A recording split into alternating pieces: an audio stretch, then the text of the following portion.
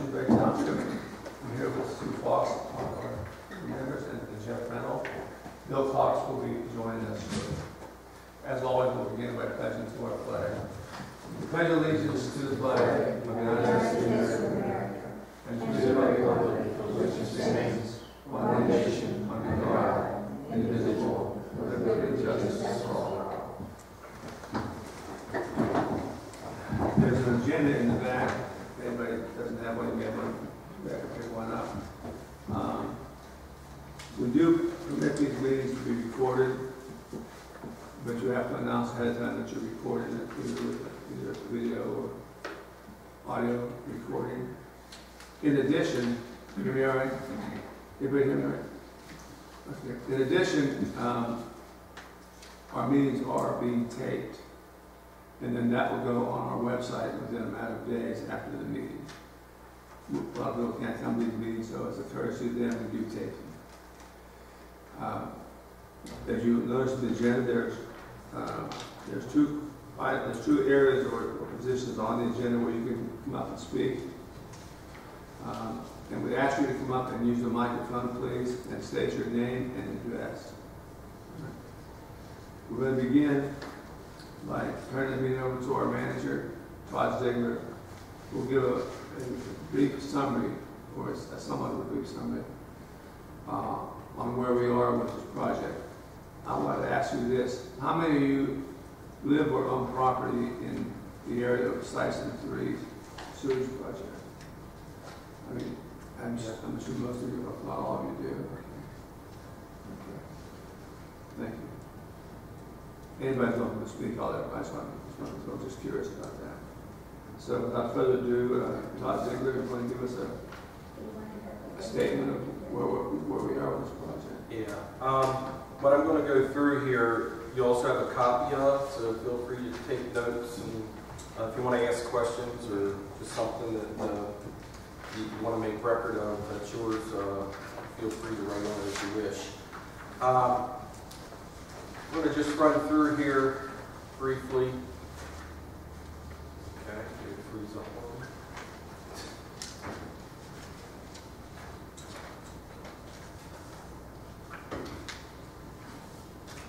A few minutes ago.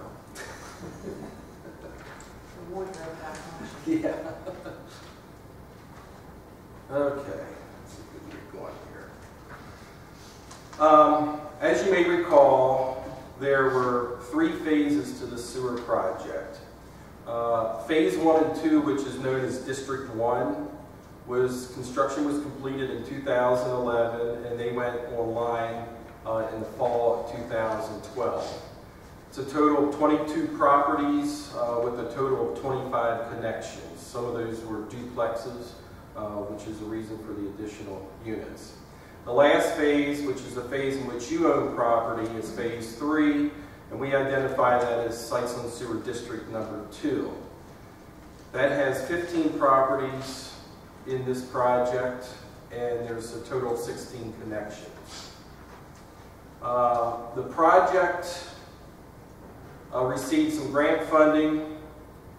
The most significant part of the grant funding was $200,000 that we received from the Federal Community Development Block Grant Program, which is administered by the York County Planning Commission. That funding was awarded and could only be used toward the construction of the sewer mains.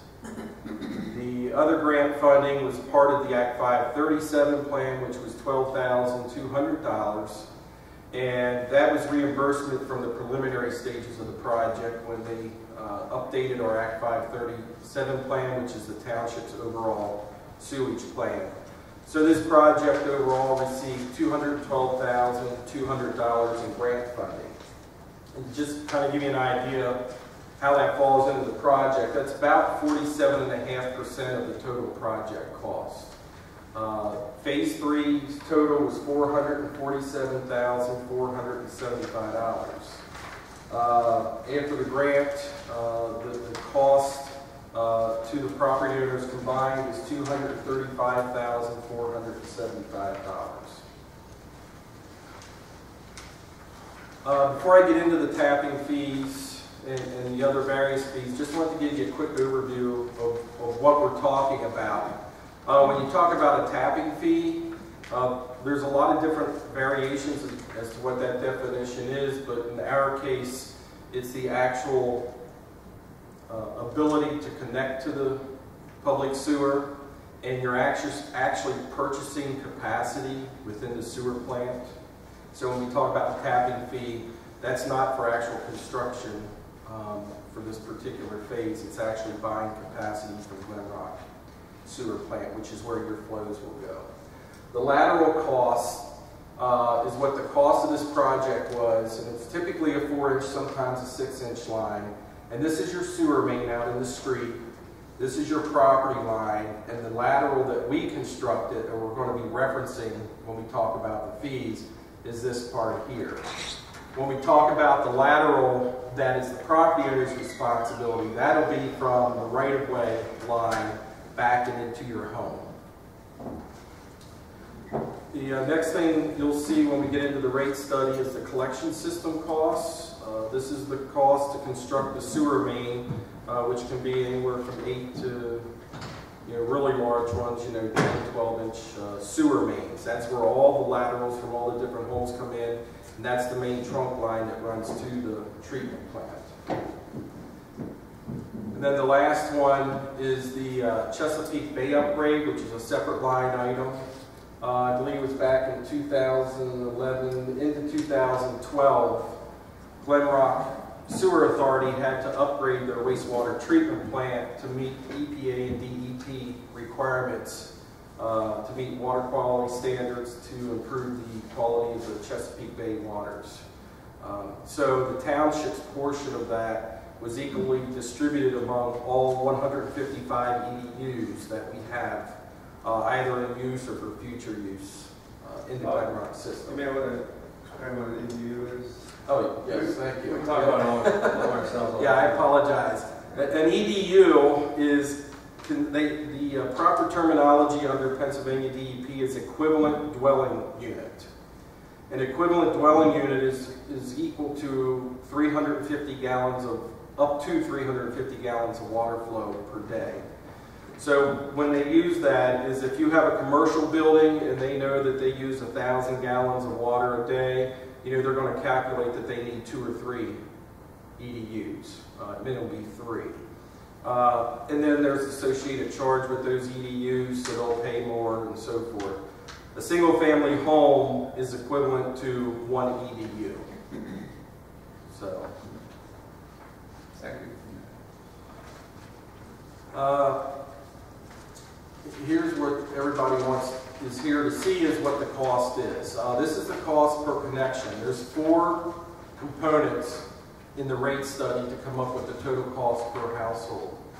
We'll run through these here, and you'll see the tapping fee we talked about earlier, which is that reserve capacity. That is $4,626.87. Then we have the lateral cost, which if you remember is the 4-inch pipe from the main running back to the right-of-way line. That's $1,617.87. Then you have the collection system cost. That's for the main trunk line, which I said typically is 8, 10, 12 inches. Then you have the Chesapeake Bay upgrade, and again, all 155 EDUs were charged the same amount of $1,171.49.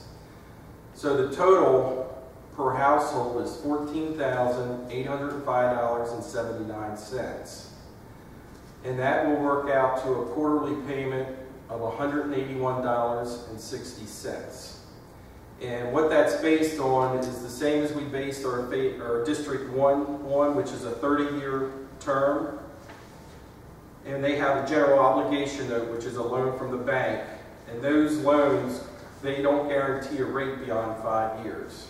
So when that 5-year anniversary comes up, which will be March in 2018, we'll have to renegotiate what that interest rate is. So every 5 years, this payment could fluctuate some based on what that interest rate is. But from now through March of 2018, it is locked in at the 2.75%. So that's what that quarterly payment is based upon. Before we go any further, does anyone have any questions on the cost breakdown? And, you know, if you have questions you think of later, we can, you know, discuss those later as well.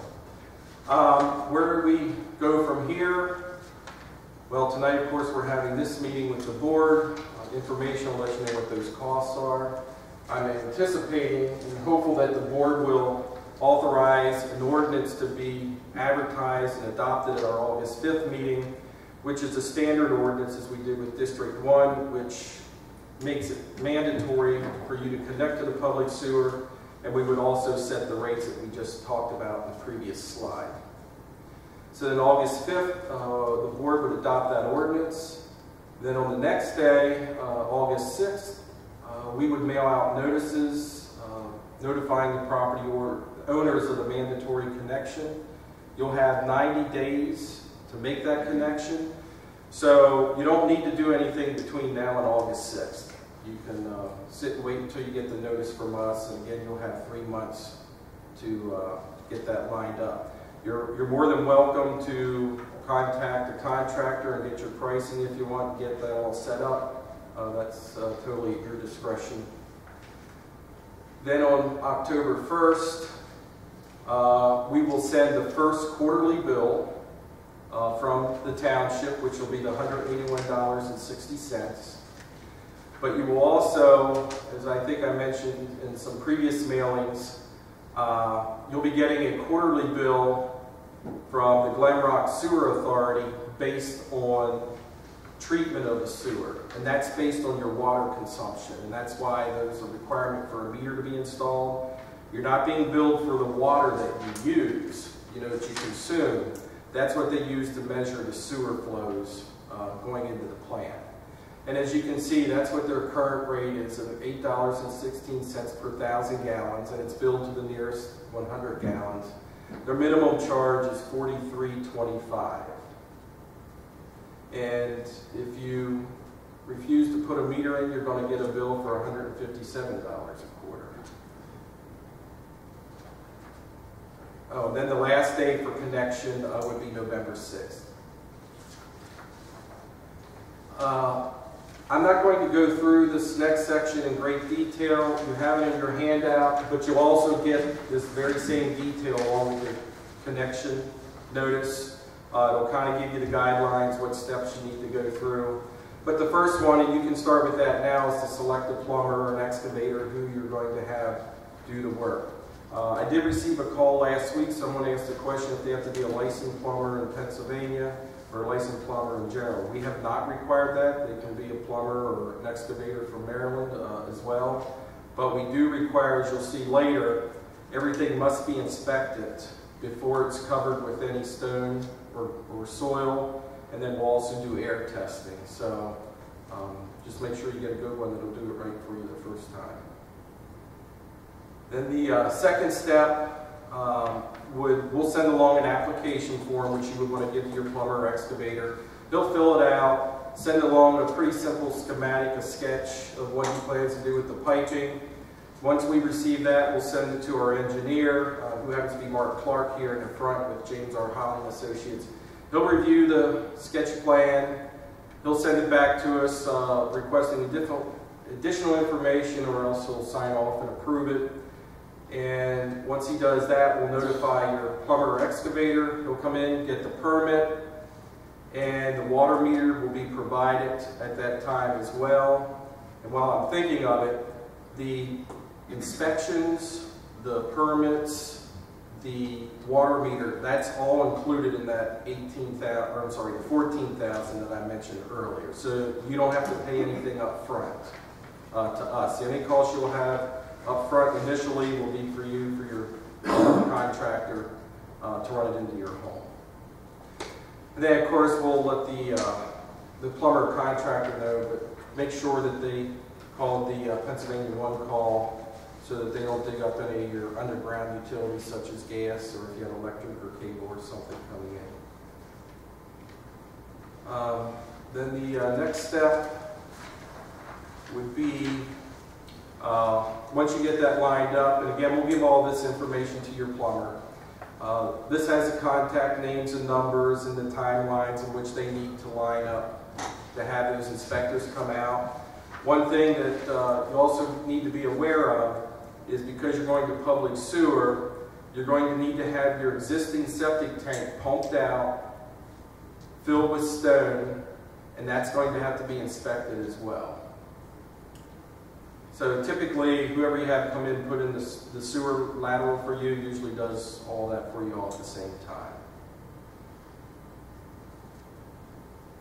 And then the last thing is what I just talked about, abandoning your existing one-lot septic system. I have a question about that. Yes. Just for short information only. The 15 patrons are involved with the project, and only less than half are here. The ones that weren't able to make this meeting, are they going to get this information package? Yeah, what they have this evening, if I have an email for them, it's going to be emailed tomorrow, so it's going to be sent out regular mail. And they'll call you if they have any questions? Yeah. I would be missing not recognizing Mark Clark, but all in associates. Thank you for your excellent work in this project. We appreciate it. And then the last thing I have just to go over is the last item that is attached to your packet. Again, where I had those 4 components, where we talked about the lateral cost, the tapping fee, the construction cost, and the Chesapeake Bay fees, that's what's here on this last sheet. This is just a breakdown in more detail as to how those numbers were arrived at. Are there any questions? Yes. I'm sorry, could you come up just for the record? Unfortunately, our camera doesn't capture back that far. Give your name and address for the minutes. Robert Quanti, 11926 Pleasant Valley Road, Glen Rock. I have a question. That $181.60, is that considered the lien on the home? Is that what that is, that we have to pay back? No, what will happen, that's the quarterly that we will bill you every quarter, beginning in October. Now, if you choose, and we've had a couple in District 1 that have not paid anything at this point, we filed a lien against their property, and if we do that, it would be the full $14,000, whatever odd $100 it is. So there's not an actual lien placed against your property unless you don't pay. Okay. So it won't impact you if you go get a car loan or something like that. So that's the $14,000 is considered. That would be the full amount. If anyone wants to pay it off. People have paid it. Yeah. District 1, their payoff was their cost per household was $18,000, right around $18,900. We had a couple that paid that off up front. And if you pay it off up front, you're done and it's over. You won't get a quarterly bill from us. You don't have to worry about a lien, none of that. But if you choose to do the quarterly payments, as long as you're making your quarterly payments, there will be no lien placed against your property. Okay. Yeah. It's just if you fail to pay or fail to hook up. Thank you. Thank you. Yes. Jim Bensel. I wondered if you have a list of people that, or contractors that did some work on phase 1. That's a good question. Yeah, I mean, I could give you the information, but there's 2 that I only know of personally that did work in that area. One is Barry Taylor, who lives right around the corner there on Clearview. And then the other one is the landscaping Keelmar. Yeah. They're the only 2 that I'm aware of. I'm sure there were a couple others, but they probably only did 1 or 2, and I just don't recall what their names were. But I mean, we could mail out the list of those that did work last time. Okay. Yeah, we can do that. It'd be wise just to consult with that neighborhood and get some sort of consensus as to who they thought was the best. Right. I'm You sure have to there's. talk to your neighbors. Yeah. But what we'll do also tomorrow morning, we can go through the District 1 applications and just put together a list of all those that that did work last time. Provided they know we aren't certifying them, Right. recommending them rather. Right. Yes, Mike, come on, you have to reach up close there. I'm Kath Hartzell, I live at 12005 Pleasant Valley Road. Are they plumbers? Mr. Taylor and that landscaping company, or or they just did the excavation? Yes, They did the excavating, but they also did the plumbing work. Again, you don't need to be a licensed plumber. But they will do the inspection, so that's why I say make sure if you have an excavator. And that's not uncommon for excavators to lay sewer pipe or water pipes. That's right. Their work all passed inspection on Mhm. phase 1 and 2, right? Yeah, I'm not aware we had any issues with them. And in fact, the one contractor we had do work for the township, you know, with the BOS property. Yeah. Okay, thank you. Mhm. Anybody else have any comment or question? We're happy to hear from you. All right. Well, you have the township number and Todd is available. So if you have any questions later on, feel free to call him, all right? Yeah, I think I've spoken with everyone out here or emailed, so, you know, feel free during the process if you have any more questions. Here, let me know. You want something from the board tonight? Yeah, the only thing I would need from the board, if you're all comfortable, is just to authorize ordinance 2015-06 to be advertised for adoption on August 5th, which is the ordinance that is the formal adoption of the fees and then mandating that District 2 make connection. It might help if I look at the agenda. Anyway, we'll entertain a motion to advertise ordinance number 2015-06. So moved. Is there a second? I'll second. Any discussion? I'll call for the vote. Aye. Aye. Aye. Aye. Passes. Okay, now following the agenda, if there's any closing comment, you're welcome to come and speak. Otherwise, you're going to adjourn. Go with anything else. All right, I'll entertain a motion to adjourn. So moved. I'll second it. Of course, there's no discussion, so I'll call for the vote. Aye. Aye. Thank you. Thanks. Thank you all for coming. Appreciate it. Thank you, Todd. Nice job on it, man.